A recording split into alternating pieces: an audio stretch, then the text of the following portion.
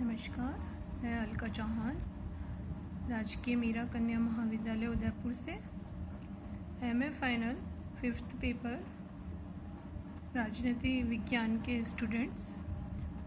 हमने पिछले first unit को कंप्लीट किया था, जिसमें हमने nature of modern political theory के विषय में अध्ययन किया था। आज हम यूनिट 2 का जो टॉपिक है वो अध्ययन करेंगे, व्यवहारवाद, जिसको इंग्लिश में बिहेवियरलिज्म कहा जाता है।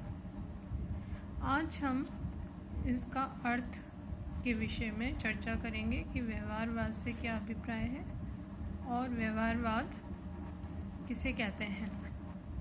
तो आज हम पढ़ेंगे मीनिंग ऑफ बिहेवियरलिज्म या व्यवहारवाद का अर्थ।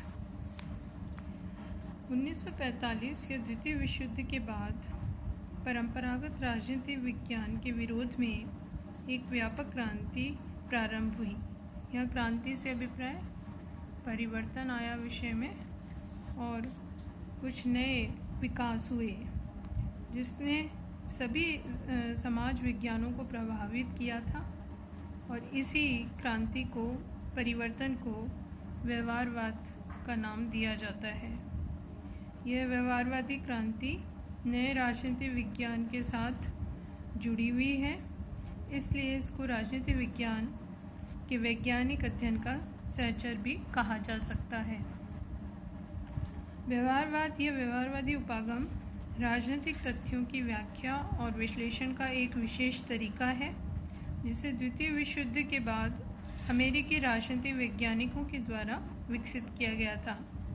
यद्यपि इसकी से पूर्व भी अगर हम देखें तो ग्राहम वालस जैसे विचारकों ने और ब्रैडले जैसे विचारकों ने भी इसके ऊपर बल दिया था और इस उपागम को विकसित किया था। उनकी रचनाओं में भी हम इस उपागम को देख सकते हैं। उन्होंने इस चीज़ पर जोर दिया कि मानव के राजनीतिक व्यवहार का अध्ययन किया जाना चाहिए। राजनीतिक गतिविधियों का वैज्ञानिक अध्ययन पद्धतियों के आधार पर अध्ययन और अनुसंधान हो, और व्यवहारवाद अनुभवात्मक और क्रियात्मक रूप के आधार पर अध्ययन करे। इसमें व्यक्तिनिष्ठ मूल्यों और कल्पनाओं के लिए कोई स्थान नहीं रखा गया था।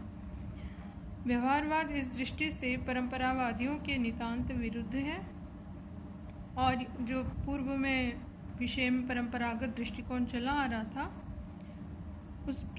उसको ये अपर्याप्त मानता है और राजनीति विज्ञान को राज्य की कानूनी और दार्शनिक सीमाओं में बांधकर नहीं रखना चाहता। इसलिए व्यवहारवाद के अंतर्गत जिस चीज़ को अत्यधिक बल दिया गया है वह है मानव के राजनीतिक व्यवहार का अध्ययन किया जाए, उसके राजनीतिक व्यवहार के यथार्थ पर आधारित अनुसंधान होने चाहिए, और यह अध्ययन हमारे विषय को और अधिक वैज्ञानिक बना सकता है।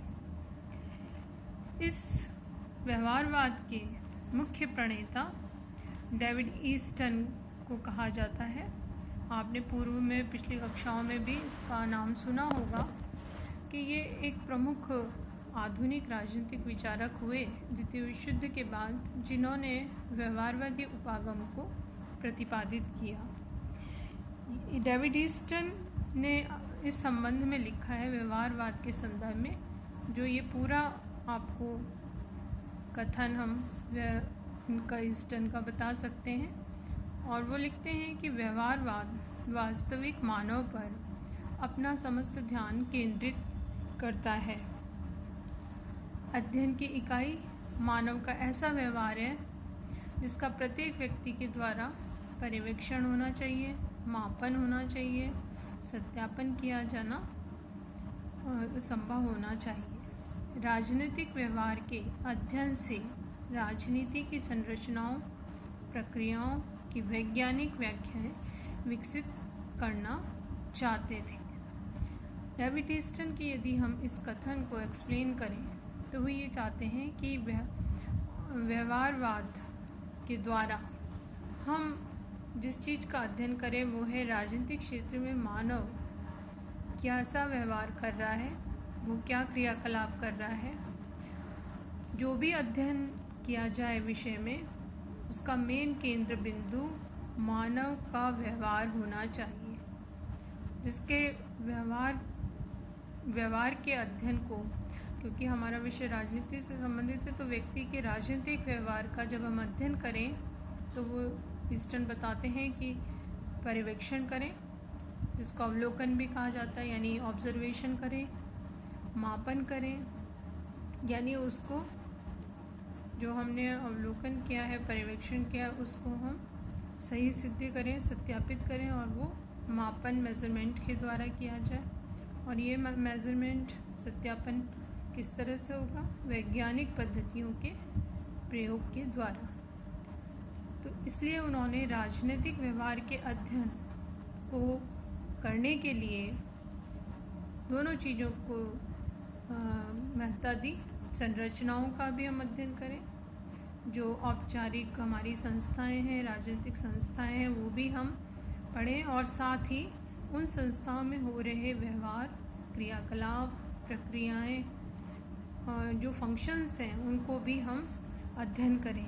और साथ ही वो इस चीज़ पर भी जोर दे रहे हैं कि उसकी हम वैज्ञानिक व्याख्याएं विकसित करें, यानी उसका जो भी अध्ययन, संरचनाओं, प्रक्रियाओं का हम अध्ययन कर रहे हैं, वो कैसा होना चाहिए? वैज्ञानिक होना चाहिए, वैज्ञानिक व्याख्याएं विकसित करने वाला होना चाहिए, कल्पनाओं या दर्शन पर आधारित नहीं होना चाहिए।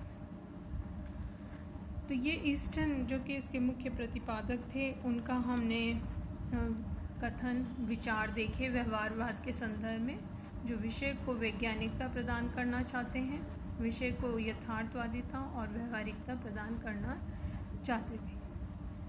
साथ ही हम एक और विचारक ईस्टर्न के साथ साथ जिन्होंने कि व्यवहारवादी अध्ययन पर जोर दिया, वो थे सिबली। सिबली ने इस चीज़ पर जोर दिया कि व्यवहारवाद का मुख्य प्रयोजन, यानी कि उद्देश्य क्या है? राजनीतिक परिप्रेक्ष्य में व्यक्ति के व्यवहार की समग्रता का अध्ययन करना।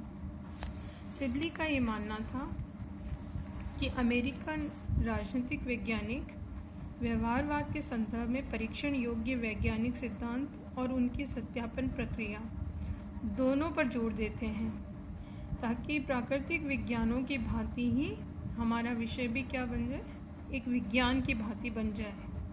इस संदर्भ में उनका ये मानना था कि अवधारणाएं हों, पद्धतियां हों, सिद्धांत हो, ये सभी कुछ प्राकृतिक विज्ञानों के स्तर पर लाए जा सकते हैं।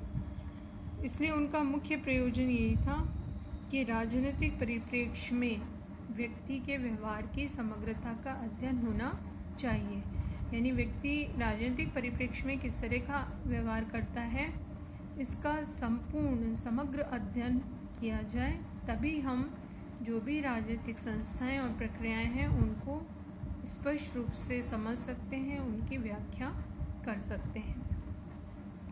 एक और विचारक ट्रूमैन ने भी इसके अर्थ को स्पष्ट किया है और परिभाषित किया है।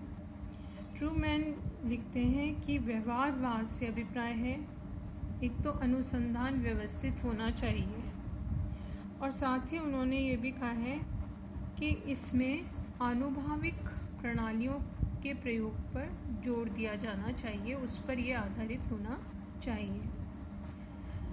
ट्रूमैन ने इस बात पर बल दिया कि राजनीतिक क्षेत्र में जितने भी अनुसंधान, यानी कि रिसर्च होती हैं, विशद अध्ययन और व्याख्याएं की जाती हैं, वो सिस्टमैटिक होनी चाहिए, व्यवस्थित होनी चाहिए, क्योंकि एक अगर हम विषय को विज्ञान बनाने जा रहे हैं, इसको हमें वैज्ञानिकता देनी है, तो वो विज्ञान हमेशा व्यवस्थित ज्ञान होता है। इसलिए अनुसंधान जो राजनीतिक क्षेत्र में हो वो व्यवस्थित हो, ताकि विषय को वैज्ञानिकता प्रदान की जा सके। साथ ही उन्होंने आनुभविक प्रणालियों के प्रयोग पर जोर दिया। आनुभविक प्रणालियाँ विषय को वैज्ञानिकता प्रदान करने में सहायक होती है, क्योंकि अनुभव पर आधारित ज्ञान ही सिद्ध किया जा सकता है, वो प्रमाणित होता है। और हमारे विषय में जब तक हम अनुभविक प्रणालियों को नहीं अपनाएंगे उस ज्ञान को हम प्रमाणित नहीं कर सकते। तो इसलिए उन्होंने इन दोनों चीज़ों पर जोर देते हुए व्यवहारवादी उपागम पर जोर दिया। एक और जो विचारक विषय में हुए आधुनिक विचारकों में जिन्होंने व्यवहारवादी अध्ययन को महत्ता दी वो थे रॉबर्ट और डहाल। रॉबर्ट और डहाल ने विभिन्न आधारों पर व्यवहारवाद के अर्थ को स्पष्ट किया है और उन्होंने इस संबंध में विवेचना की है कि राजनीतिक विज्ञान के अंतर्गत एक ऐसा विरोध आंदोलन हुआ जिसने कि हमारे विषय की पद्धतियों को, इसके अध्ययन के तरीके को बदल दिया। इसलिए उन्होंने ये कहा, स्पष्ट किया कि जो आधुनिक राजनीतिक वैज्ञानिक थे, जो खासकर अमेरिका के थे, वो परंपरागत राजनीतिक विज्ञान से संतुष्ट नहीं थे। उन्होंने परंपरागत राजनीतिक विज्ञान के विभिन्न उपागमों जैसे ऐतिहासिक, दार्शनिक, विवरणात्मक, संस्थात्मक, वर्णनात्मक, जो भी उपागम चले आ रहे थे परंपरागत दृष्टिकोण के आधार पर, उसको उन्होंने असंतुष्ट होकर उसका विरोध किया और उसके विरुद्ध प्रतिक्रिया व्यक्त की। साथ ही रॉबर्ट डहाल ये भी मानते हैं कि कुछ नवीन अध्ययन पद्धतियों और उपागमों का विकास किया जा सकता है और उसकी सहायता से राजनीतिक विज्ञान में आनुभविक कुछ प्रस्थापनाओं को व्यवस्थित सिद्धांत के रूप में विकसित किया जा सकता है। रॉबर्ट डहाल का मानना था कि हम ऐसा अध्ययन करें जिसके द्वारा एक कोई सिद्धांत जैसे विशुद्ध विज्ञानों में दिए जा सकते हैं, निष्कर्ष रूप में दिए जाते हैं, उसी तरह से हमारे विषय में भी कुछ निश्चित सिद्धांत दिए जा सकते हों। उन्होंने व्यवहारवाद को एक आंदोलन माना और ये माना कि इसका उद्देश्य है राजनीतिक अध्ययन को अन्य समाज विज्ञानों जैसे मनोविज्ञान, समाजशास्त्र, अर्थशास्त्र जैसे विषयों से जोड़कर भी अध्ययन किया जाए, ताकि हमारे विषय को अंतर अनुशासनात्मक दृष्टिकोण मिल सके, गैर राजनीतिक तत्वों को भी जोड़कर हम अध्ययन कर सकें और हमारे विषय को और अधिक विशद रूप में स्पष्ट किया जा सके, इसकी विवेचना और व्याख्या की जा सके। रॉबर्ट डहाल ने ही इस चीज़ पर भी बल दिया और इस तरह से इसके अर्थ को स्पष्ट किया कि इसके द्वारा अनुभविक तथ्यों को अधिक वैज्ञानिकता प्रदान होती है। डहाल का मानना था कि जब हम व्यवहारवाद के आधार पर अध्ययन करेंगे तो हमारे विषय के जो भी तथ्य हैं वो साइंटिफिक आधार पर सिद्ध हो सकेंगे और स्पष्ट किए जा सकेंगे। इनका ये भी मानना था कि प्रशासन संबंधी सभी घटनाओं को मनुष्यों के एक ऐसे व्यवहार के रूप में प्रस्तुत किया जाए जिसका पर्यवेक्षण कर लिया गया हो और जिसका पर्यवेक्षण किया जा सकता हो। जैसे मैंने बताया, पर्यवेक्षण का मतलब ऑब्जर्वेशन से है, अवलोकन से है। तो डहाल का ये मानना था कि हम इस तरह के अध्ययन करें जो कि पर्यवेक्षण पर आधारित हो, ऑब्जर्वेशन पर बेस्ड हो और अवलोकन करते हुए हम उन तथ्यों को ज़्यादा सिद्ध कर सकते हैं। तो प्रशासन संबंधी सभी घटनाओं को मनुष्यों के एक ऐसे व्यवहार के रूप में प्रस्तुत किया जा सकता है। साथ ही डहाल ने व्यवहारवादी विषय के आनुभविक तथ्यों को अधिक वैज्ञानिक बनाने पर भी जोर दिया। उनका ये मानना था विषय को अधिक वैज्ञानिकता दी जाए, अधिक व्यवहारिकता प्रदान की जाए। इसके द्वारा जो भी राजनीतिक जीवन के आनुभविक पक्ष हैं और उनको विभिन्न जो वैज्ञानिक प्रणाली सिद्धांत हैं उनके आधार पर सिद्ध किया जा सके। आधुनिक अनुभविक विज्ञान के अधिनियमों, अभिसमयों और अभिग्रहों को पूरा किया जा सके।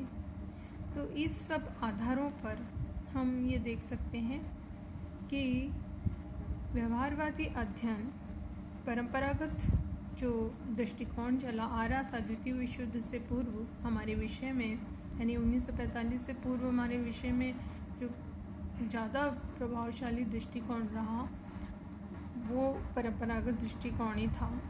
लेकिन ये केवल संस्थात्मक था, औपचारिक था और इसमें यथार्थ का अध्ययन नहीं हो रहा था। जो पद्धतियाँ थीं वो केवल वर्णनात्मक थीं, औपचारिक थीं, दार्शनिक थीं, जिससे विषय को सिद्ध करने में ज़्यादा परेशानी हो रही थी।